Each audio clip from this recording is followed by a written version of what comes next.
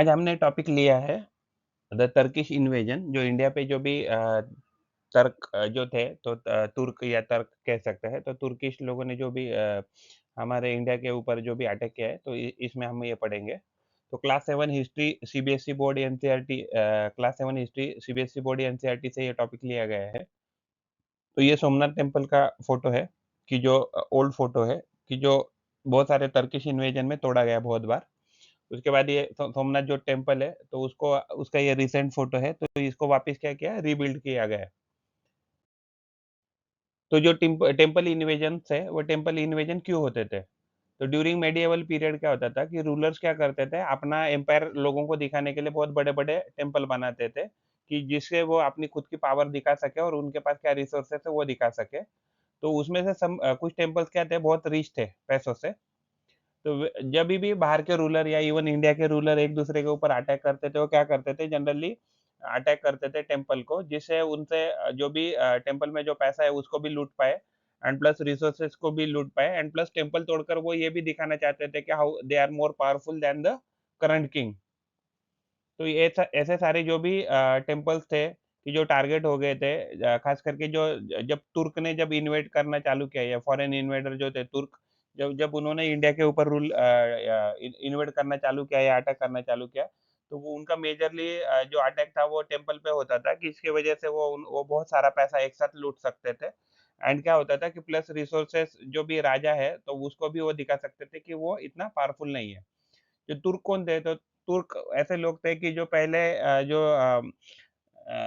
जो किंगडम था, इस्लाम जो किंगडम था, तो अरेबियन किंगडम था, तो वहाँ क्या करते थे, वो पैलेस गार्ड की तरह काम करते थे, या मर्सिनरी सोल्जर की तरह काम करते थे।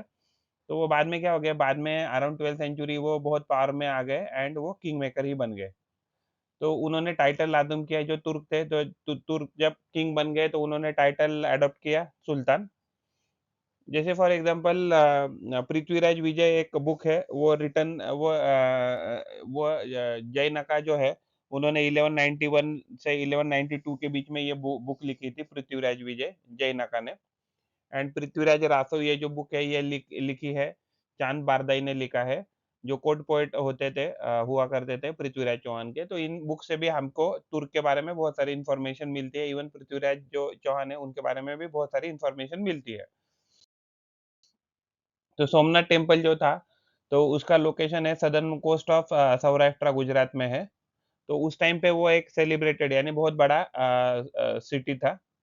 तो one of the 12 jyotirlingas of the lord Shiva, यानी कि सोमनाथ जो टेम्पल है, वो एक वन ऑफ द ज्योतिर्लिंगा है of the 12 jyotirlingas of Shiva. तो ये टेम्पल उस टाइम पे it was known for its rich treasures, यानी कि उसके पास, उस टेम्पल के पास क्या था, तो बहुत सारा पैसा था। तो 1025 में क्या हो गया कि गजनी जो है, तो गजनी ने जब इसके ऊपर अटैक किया 1025 में, तो गजनी ने इसके मोहम्मद गजनी ने जब इसके ऊपर अटैक किया, तो इसमें बहुत सारे आइडल्स, गोल्ड ज्वेलरी, एंड बहुत सारे बर्तन वगैरह जो है, तो ये सारे वो लूट कर चला गया मोहम्मद गजनी, महमूद गजनी। एंड जो लूट उसने की थी, वो तकरीबन 20,000, मोर देन 20,000 दिनार से भी ज्यादा थी उस वक्त। और ये बाद में क्या हो गया, ये जो टेम्पल, तो इसके टाइम जब लूट हो गई, तब इस टाइम बहुत सारा टेम्पल का हिस्सा तोड़ा भी गया। तो बाद में इसको रीबिल्ड किया गया हिंदू द्वारा। एंड ये जो टेम्पल है, सोमनाथ टेम्पल है, इसने मल्टीपल अटैक्स एग्जैक्टली इसको सहन करने पड़े। जो भी बाद में जो भी तुर्किश इन्वेडर आए गए, तो उन्होंने बहुत सारा क्या किया, इसके ऊपर अटैक कर दिया, एंड इसको उसको तोड़ने की भी कोशिश की। तो मोहम्मद बिन कासिम का ये फोटो है, कि जिसने इंडिया के ऊपर सबसे पहले, इंडियन रीजन पे सबसे पहले अटैक किया था। उसके बाद ये मोहम्मद गजनी का फोटो है, कि उसने ही सोमनाथ टेम्पल पे 1000 मोहम्मद गजनी का, जिसने 1025 में 1025 में क्या किया था, तो अटैक किया था सोमनाथ टेम्पल पे। फिर उसके बाद मोहम्मद गोरी, तो मोहम्मद गोरी तो ये बंदा है, टर्किश बंदा है, कि जिसने डायरेक्टली दिल्ली सल्तनत का ही एस्टेब्लिशमेंट किया इंडिया में। तो एडवेंट ऑफ अरब इन सिंध, तो अरब कैसे आ गए सिंध में? तो तो अरब जो थे, वो कैसे आ गए सिंध में? तो जो प्रॉफिट मोहम्मद थे, तो उनका प्रॉफिट मोहम्मद जो थे, जब उनका जन्म हो गया, तो उसके बाद उन्होंने क्या किया, तो उसके बाद उन्होंने फाउंड किया इस्लाम को। और जो जो इस्लाम है, वो उन्होंने एस्टेब्लिश किया मक्का। मक्का ये सऊदी अरेबिया में आता है। और उसके बाद क्या हो गया, इस्लाम का स्टार्ट हो गया इन हिस्ट्री। उसके बाद खलीफा कौन होते हैं, जो सक्सेसर थे प्रॉफिट मोहम्मद के, तो उनको ही क्या कहते हैं, खलीफा कहा जाता है, या कैलिफ भी कहा जाता है इंग्लिश में। तो कैलिफेट क्या है, तो कैलिफेट एक किंगडम है, एम्पायर है, जो सेटअप किया था कैलिफ ने, और जिसको अरब किंगडम भी कहा जाता है। जो उमाय्यद डिनास्टी है, ये फर्स्ट मुस्लिम डिनास्टी है, कि जो कैलिफेट ने स्टार्ट की थी, यानी खलीफा ने स्टार्ट की थी। और उसका जो कैपिटल था उस टाइम पे, तो वो था दमेस्कस, जो आज की डेट में कैपिटल ऑफ सीरिया है। और अब्बासीद कैलिफ जो है, कि जो उमैयद डिनास्टी के बाद जो जिस खलीफा ने रूल किया, उसका नाम, उस कैलिफेट का नाम था अब्बासीद कैलिफ। और उन्होंने उमैयद कैलिफ के बाद अपना खुद का कैलिफेट बनाया। तो अब्बासीद जो कैलिफ थे, उनका जो कैपिटल था वो बगदाद है। तो बगदाद क्या है अभी फिलहाल, जो कैपिटल ऑफ इराक है, तो कैपिटल ऑफ इराक जो है, तो उनका कैपिटल होता था अब्बासीद कैलिफ का। तो जो अब्बासिद कैलिफेट था, उसमें क्या हो गया, अरब एम्पायर जो है, वो उस टाइम पे most prosperous and more powerful and more prestigious empire उस टाइम पे था। यानी कि they were controlling very large area of the world. तो जब ही इस्लाम, जब साउथ एशिया में आया, तो साउथ एशिया में किसने लाया इस्लाम को, तो इस्लाम को स्प्रेड किया अरब ने, अंडर द उमायद। तो उमायद जो थे, तो उमायद ने क्या किया, सबसे पहले इंडिया के ऊपर, इंडियन रीजन के ऊपर अटैक किया। तो उसमें जो उनका जो एक्सपीडिशन था, मुस्लिम एक्सपीडिशन कह सकते हैं, तो उसमें मोहम्मद बिन कासिम जो था, तो उसने सिंध पे अटैक किया, और सिंध पे अटैक करके उसको कैप्चर किया इन 711 सीई में। उसके बाद सिंध को कैप्चर करने के बाद मोहम्मद बिन कासिम ने मुल्तान पे भी अटैक किया। तो अरब जो थे, तो जब वो इंडियन रीजन है, तो इंडियन रीजन या सब कॉन्टिनेंट में जब एंट्री कर रहे थे, तब उनको टफ फाइट दिया प्रतिहारा ने एंड राष्ट्रकूटा किंगडम ने, और उनको, अरब को इंडिया में आने से रोका। तो वो रोका था प्रतिहारात। प्रतिहारात कहाँ थे, तो प्रतिहारात थे राजस्थान रीजन में। राष्ट्रकूटा कहाँ थे, तो महाराष्ट्र रीजन से रूल करते थे। तो उमैयद जो कैलिफेट था, ये उमैयद कैलिफेट का फोटो है, कि ये इतना एम्पायर उन्होंने क्या किया था, इतना सारा रीजन जो है, तो ये सऊदी अरेबिया वगैरह का रीजन है। और ये पीछे अगर आप देखेंगे इजिप्ट वगैरह है, तो ये इसका सारा रीजन है। तो अब्बासिद कैलिफेट जब आ गया, तो इजिप्ट से भी आगे ये किंगडम चला गया। फिर उसके बाद ये सऊदी अरेबिया वगैरह यहाँ भी पूरा उसने कंट्रोल कर लिया। इवन ये पाकिस्तान, अफगानिस्तान, ये सारे एरिया है, तो इस सारे को एरिया को भी अब्बासिद कैलिफेट ने बाद में कंट्रोल कर लिया। तो डिक्लाइन ऑफ अरब किंगडम, तो जब अरब किंगडम जो था, तो यानी कि कैलिफेट जो था, वो कैसे धीरे धीरे डिक्लाइन करने लगा। तो अब्बासिद कैलिफेट डिक्लाइन कब हुआ, तो ninth in by the end of 9th century Abbasid caliphate decline हो गया। तो उसके बाद क्या हो गया, अरब जो किंगडम थे, वो बहुत सारे छोटे छोटे इंडिपेंडेंट किंगडम में टूट गए या स्प्लिट हो गए, और उसको अलग अलग तुर्क क्या करते थे, उसको रन करते थे।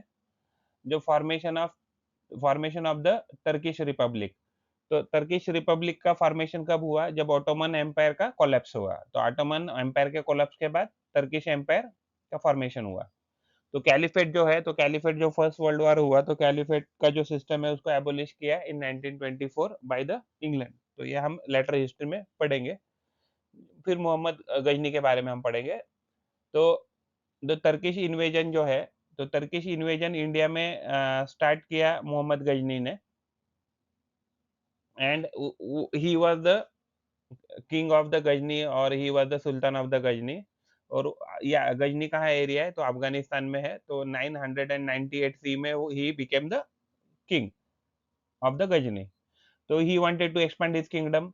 तो उसके लिए उसको बहुत सारा पैसा की जरूरत थी। And he wanted to build a very strong and large well equip army he wanted to build. तो उसके लिए उसको क्या चाहिए था, बहुत सारा पैसा चाहिए था। तो वो पैसा कौन दे सकता था, इंडिया दे सकता, because India was very prosperous at that time. तो India at that time was noted for its wealth and fertility of the Punjab plain. तो पंजाब प्लेन में भी बहुत सारी फर्टिलिटी होती थी, बहुत सारा ट्रेड कॉमर्स होता था। इसकी वजह से भी क्या होता था, इंडिया में बहुत सारा पैसा था। तो he wanted to loot that money.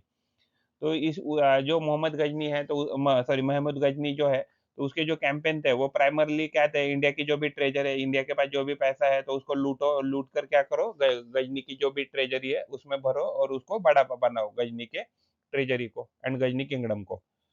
तो उसके जो इनिशियल महमूद जो गजनी था, तो उसके जो इनिशियल रेड थे, तो वो आगे जो हिंदुस्तानी रूलर, हिंदू शाही रूलर थे, कि जो पेशावर में और पंजाब में रूल करते थे। तो पेशावर में और पेशावर पंजाब रीजन में जो भी हिंदू शाही रूलर थे, तो उसके ऊपर उसने सबसे पहले अटैक किया था, महमूद गजनी ने। तो महमूद गजनी जो है, तो जब उसने सबसे पहले इंडियन रीजन हिंदू शाही रूलर पे जब अटैक किया, पेशावर पंजाब में, तब उसने जयपाला जो है और आनंद पाला जो है, तो पाल डिनास्टी कह सकते हैं, तो उसके जो रूलर थे, तो उसको उन्होंने हराया। उसके बाद उसने बहुत सारा ट्रिब्यूट कलेक्ट किया एंड उसने जो पंजाब है, पंजाब और पेशावर पे, तो उसके बहुत सारे रीजन पे अपना कंट्रोल एस्टेब्लिश किया। उस जो भी महमूद गजनी जब आता था, उसके जो भी अटैक्स होते थे, वो मेजरली रहते थे to plunder the rich temples. तो बहुत सारे रिच टेम्पल और टाउन जो है, तो टेम्पल टाउन को भी उसने लूटा with the purpose of getting the lot of money and treasury. तो नागरकोट, थानेसर, थानेसर ये हरियाणा में आता है, फिर मथुरा है, ये यूपी में आता है, कन्नौज ये भी यूपी में है, और कालिंजर ये बुंदेलखंड यानी ये मध्य प्रदेश का एरिया है। तो ये सारे रीजन में उसने क्या किया, बहुत सारे बड़े-बड़े ट्रेड सेंटर पे भी या कॉमर्स सेंटर पे भी, कॉमर्स सिटीज़ पे भी क्या किया, उसने अटैक किया। प्लस उसने जो टेम्पल थे, टेम्पल टाउन थे, बड़े-बड़े टेम्पल टाउन जहाँ से उसको बहुत सारा पैसा मिल सकता है, वहाँ भी उसने अटैक किया।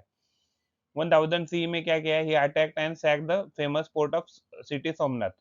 तो मोहम्मद गजनी ने 1025 में सोमनाथ पे अटैक किया एंड उसके साथ उसने बहुत सारा वहाँ से पैसा लूटा एंड बहुत सारे उसने ज्वेलरी, गोल्ड, सिल्वर भी लूटा एंड उसके बाद उसने क्या किया, वो सारा पैसा का यूटिलाइज़ करके उसका जो एम्पायर था गजनी या कैपिटल था गजनी, तो उसको उसने बहुत ज़्यादा डेवलप कर दिया। अल-बिरूनी जो थे, तो अल-बिरूनी जो है, तो वो मोहम्मद गजनी के साथ भी आ गए। बिकॉज़ म म मो महमूद गजनी ने उनको लाया था अल-बिरूनी को, he was a scholar and he was employed by Ghazni. तो जो भी एग्ज़ैक्टली उसने ऑब्ज़र्व किया है यहाँ इंडिया में आके, तो उसके बारे में he wanted to rule in a better way, तो उसके लिए he wanted to know his subject, यानी कि इंडिया के लोगों का क्या कल्चर है, कैसे उनको कंट्रोल कर सकते हैं। तो उसके बारे में उसने he try to learn so many things from Al Biruni. तो Al Biruni consulted so many Sanskrit scholar, और उसके बाद अल-बिरूनी जो है, तो उन्होंने एक बुक लिखी थी, उसका नाम है किताब उल हिंद। तो किताब उल हिंद जो है, उसको तारीख उल हिंद ऐसे भी जाना जाता है। तो अल-बिरूनी जो है, तो इनको एक्चुअली कंसिडर किया जाता है फर्स्ट इंडोलॉजिस्ट, यानी कि इंडिया और India and near by India के बारे में जो भी लिख रहा है, तो ऐसे हिस्टोरियन भी कंसिडर कर सकते हैं हम अल-बिरूनी को। अल-बिरूनी कौन थे? तो एक स्कॉलर थे जिसको एम्प्लॉय किया था मोहम्मद गजनी ने, जब महमूद गजनी ने जब इंडिया पे अटैक किया, तो he was the scholar was with him only. तो गजनी एम्पायर है, तो गजनी एम्पायर ये पहला था। उसके बाद क्या? घुरिद एम्पायर, जिसको घुर एम्पायर या घुरिद एम्पायर ऐसा भी कहा जाता है। तो ये जो गजनी एम्पायर है, तो गजनी एम्पायर के जो सरदार थे या उनके पास फ्यूडल सिस्टम में कह सकते हैं, तो ये घुर लोग काम करते थे। बाद में यही घुर लोग बहुत पावरफुल हो गए और उन्होंने गजनी के सारे रूलर को हराया और अपना खुद का एस्टेब्लिशमेंट किया किंगडम का। अगर आप यहाँ देखेंगे, तो गजनी के केस में अगर आप यहाँ देखेंगे, कश्मीर या हरियाणा, या छोटा-सा ये एरिया है दिल्ली वगैरह, तो ये कौन कंट्रोल करता था? तो गजनवी जो एम्पायर था, गजनी एम्पायर ये रूल करते थे। लेकिन लेटर जब सत्ता में आए, तो इंडिया का बहुत सारे पोर्शन, इवन बंगाल तक उसका कंट्रोल आ गया, घूर एम्पायर का या घोरिद एम्पायर का, जिसको हम घोरी के नाम से भी जानते हैं इंडिया में। तो घोरी डिनास्टी कौन सी डिनास्टी है? तो घोर was the small principality in the present day Afghanistan. तो घोर क्या थे? तो ये छोटा सा एक रीजन है अफ़गानिस्तान में, प्रेज़ेंट डे अफ़गानिस्तान में। तो घोर क्या थे? तो वो गजनी के क्या करते थे? गजनी के वसाल यानी कि सरदार कह सकते हैं, फ्यूडल कह सकते हैं। तो घोर बहुत पावरफुल हो गए बाय 12th सेंचुरी एंड वो जो खुद के किंग थे, या सक्सेसर ऑफ सुल्तान महमूद जो थे, यानी महमूद जो गजनी थे, जो उसके सक्सेसर थे, उनको ही उन्होंने चैलेंज करना चालू कर दिया। तो गियासुद्दीन घोरी जो है, तो उसको फाउंडर माना जाता है घोरी डिनास्टी का। तो उन्होंने he conquered Ghazni and annexed it to Ghor. तो उन्होंने गजनी एम्पायर के किंग को हराया और वो जो गजनी जो एम्पायर था उसको अनेक्स किया घोर एम्पायर में। ही प्लेस्ड हिज ब्रदर, तो गयासुद्दीन घोरी के जो ब्रदर थे तो उनका नाम है शहाबुद्दीन मोहम्मद, यानी उनको मुइजुद्दीन मोहम्मद सैम से भी जाना जाता है, और उसको ही पॉपुलरली हम क्या इंडिया में क्या जानते हैं, मोहम्मद घोरी। तो उनका यानी तीन नाम है, तीन नाम से जाने जाते हैं, यानी शहाबुद्दीन मोहम्मद, या मुइजुद्दीन मोहम्मद सैम, या मोहम्मद घोरी, जिसके नाम से हम अभी ये पढ़ने वाले हैं। तो वो क्या हो गए, तो he became the in charge of Ghazni और किंग ऑफ द गजनी। तो उन्होंने मोहम्मद गोरी जो थे तो उन्होंने बहुत सारे टेम्पल पे अटैक किया, और वो मल्टीपल टेम्पल पे अटैक करके वहां से पैसा लूटने की कोशिश की। उसके बाद पृथ्वीराज चौहान, ये पृथ्वीराज चौहान जी का फोटो है। He was ruling the Ajmer as well as from Delhi region. And Mohammad जो गोरी है, तो ये उनका फोटो है कि जहाँ उनकी पहली फर्स्ट बैटल हो गई, बिकॉज जब वो ये इंडिया में आए तो इंडिया में मोहम्मद गोरी को फेस करना पड़ा, इंडिया में पृथ्वीराज चौहान जी को। तो मोहम्मद जो घोरी है तो he secured his position at Ghazni and turn toward India, यानी कि मोहम्मद घोरी ने पहला अपना पोजीशन गजनी पे अच्छे से एस्टेब्लिश किया, and then he toward India for the attack. तो उसके पहले आने से पहले उन्होंने जो अभी फिलहाल जो मुल्तान यानी पाकिस्तान का जो रीजन है, तो मुल्तान रीजन पे अटैक किया। उसके बाद उन्होंने उच एंड सिंध रीजन को भी अटैक करके कंट्रोल में ले लिया। तो 1178 में सीई में, तो उन्होंने क्या किया, उन्होंने एक अटैक किया था अनहिलवारा, यानी कि कैपिटल ऑफ गुजरात। तब तब कैपिटल क्या था, अराउंड 1178 में गुजरात का, तो अनहिलवारा जो था। तो लेकिन वो इस बैटल में मोहम्मद गोरी क्या हो गया, हार गया। तो तब ये उसने समझ लिया, मोहम्मद गोरी ने, कि अगर इंडिया पे अटैक करना है तो उसको लिए एक सुटेबल बेस चाहिए, जो उसने पंजाब में सेटअप किया। और पंजाब में बेस सेटअप करने के लिए उसने क्या किया मोहम्मद गोरी ने, तो उसने खुसराव जो मलिक है, तो खुसराव जो मलिक है, जो last ruler of Ghazni empire जो है, या गजनी डिनास्टी है, तो उसको हराया पंजाब में।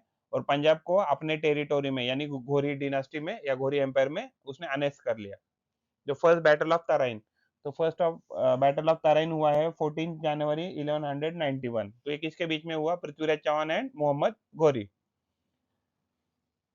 तो मोहम्मद गोरी जो है उसने इस्तेमाल किया पंजाब का as a base camp to attack the Delhi. तो एट दैट टाइम जो दिल्ली था, तो दिल्ली रूल किया जा रहा था Prithviraj Chauhan, who are the ruling between Ajmer and Delhi. तो अजमेर से भी रूल करते थे एंड दिल्ली से भी रूल करते थे पृथ्वीराज चौहान।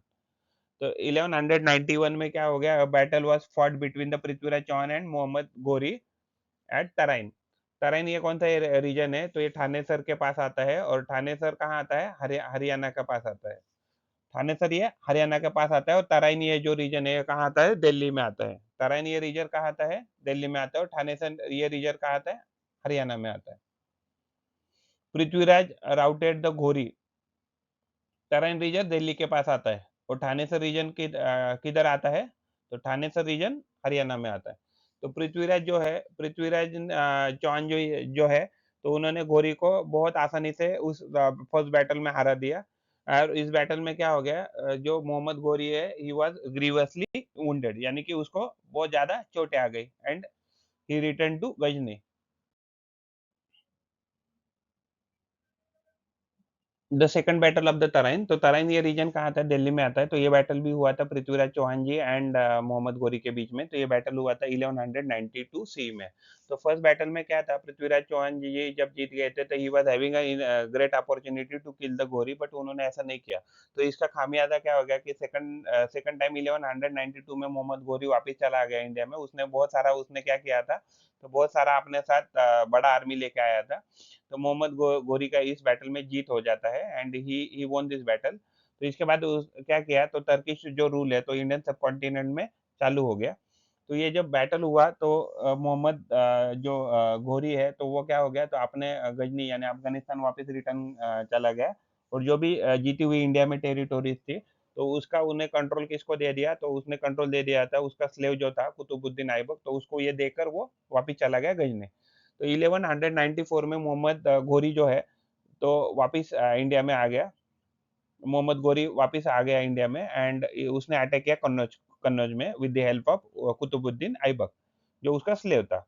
तो इस बैटल में क्या हो गया, तो उन्होंने ये बैटल मोहम्मद घोरी जो है वो जीत गया, और उसने क्या किया, इस जीतने के बाद जो जयचंद्र जो वहाँ का रूलर था, कन्नौज कन्नौज का है अभी का, करंटली हम उसको कानपुर कह सकते हैं, उत्तर प्रदेश में आता है, और बैटल हुआ था चंदावार में।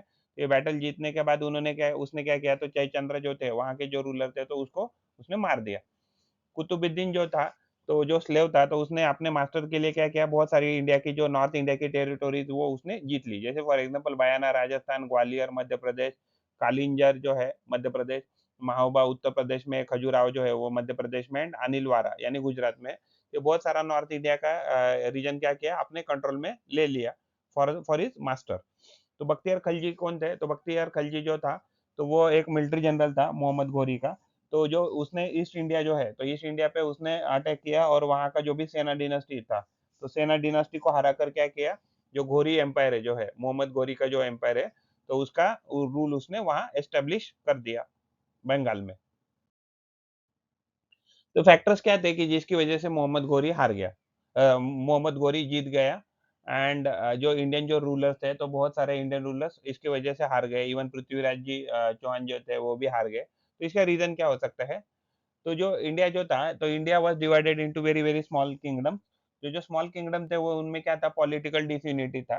तो और वो जो किंग थे, वो अपने खुद के किंगडम के लिए फाइट करते थे, यानी कि बाजू वाले किंगडम पे अगर कोई अटैक हो रहा है, बाहर से हो रहा है, इंटरनल हो रहा है, तो दे वर नॉट बॉदर्ड।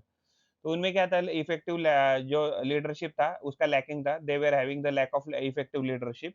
तो यानी कि कैसे रूल करना है, कैसे अटैक करना है, तो they were not having one common ruler.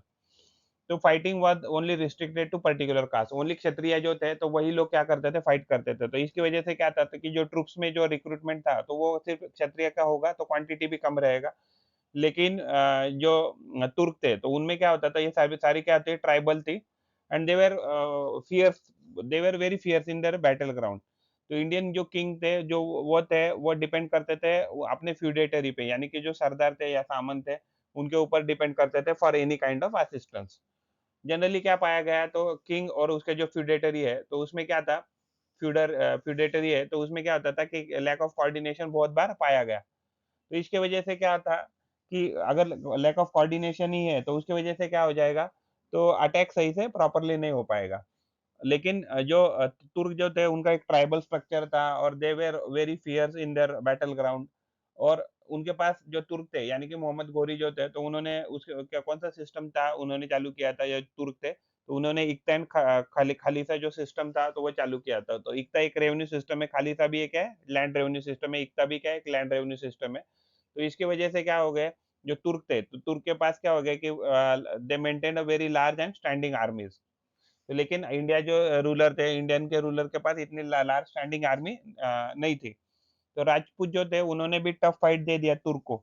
But उसकी वजह से क्या हो गया, लेकिन उनके पास क्या था, देवर राजपूत जो थे, they were lacking in the coordination and strategic vision.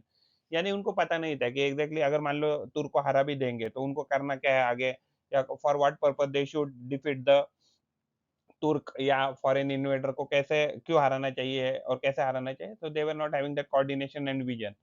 इतना क्या था, तो एक रेवेन्यू सिस्टम था, जिसमें piece of land and parcel किसको असाइन किया जाता था, जो टर्किश चीफ, जिसको हम फ्यूडेटरी भी कह सकते हैं, तो टर्किश चीफ को दिया जाएगा। और वहां से वो जो भी लैंड रेवेन्यू, वो सारा लैंड रेवेन्यू वो खुद कलेक्ट करेगा, और उसके यूटिलाइज करके क्या करेगा, बहुत बड़ा आर्मी जो है, तो आर्मी को मेंटेन कर सकता है। और जब भी सुल्तान को जब जरूरत है, तो सुल्तान को वो आर्मी दे प्रोवाइड कर देगा और असिस्टेंस प्रोवाइड करेगा।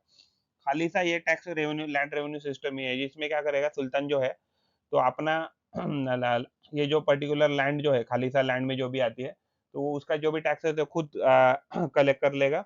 एंड उसके बदले में जो भी वहां से पैसा आ रहा है, वो सारा पैसा किसके लिए यूज करेगा, तो जो भी खुद का आर्मी है, तो उसको मेंटेन करने के लिए, जो रिसोर्सेज है उसको मेंटेन करने के लिए, या वॉर लड़ने के लिए, ये सारे पैसे का इस्तेमाल करेगा। तो हमें टोल्टेक सिविलाइजेशन के बारे में बताया गया है। तो ये टोल्टेक सिविलाइजेशन है। तो टोल्टेक सिविलाइजेशन कहाँ था, तो ये नोमैडिक सेमी नोमैडिक ट्राइब थी, और वो एक फियर्स वॉरियर भी थे। तो अभी के प्रेजेंट डे में बात करें, तो मेक्सिको सिटी में आता है ये। तो इनका rule, they were ruling around 900 CE to 1200 CE in that particular region, Mexico कहाँ आएगा? मेक्सिको आएगा नॉर्थ अमेरिका में आ जाएगा। तो दे फॉर्म्ड अर्बन सिविलाइजेशन, तो इन्होंने क्या किया था, अर्बन सिविलाइजेशन भी फॉर्म किया था। उसका जो कैपिटल था वो तुला था, तुला भी कह सकते हैं, और ये एक इम्पोर्टेंट ट्रेड सेंटर था फॉर दैट पर्टिकुलर पीरियड। और लेकिन उनका जो किंगडम था या एम्पायर था वो लेस देन 300 सेंचुरी में ही क्या हो गया, खत्म हो गया। और तुला उन्होंने अबेंडन कर दिया due to some climate changes and some social conflict, यानी कि उनके ऊपर भी शायद उस टाइम पे कुछ अटैक वगैरह हो रहे हुए रहेंगे, तो उसकी वजह से उन्होंने क्या किया, वो अपना जो भी सिस्टम है वहाँ का लोकेशन है उसको उन्होंने ये कर दिया, अबेंडन कर दिया। फिरदौसी, तो ये फिरदौसी का फोटो है। तो he was highly renowned and Persian poet. He was highly renowned and Persian poet, and इनका जन्म हुआ था खोरासान, यानी जो अभी फिलहाल जो नॉर्थ ईस्टर्न ईरान का एरिया है, तो वहाँ उनका जन्म हुआ था। तो इन्होंने बुक लिखी थी शाहनामा, यानी कि द बुक्स ऑफ किंग्स, यानी कि किंग्स के बारे में उन्होंने लिखा था। तो ही वाज फ्रॉम पर्शिया, यानी ईरान के रीजन में कह सकते हैं।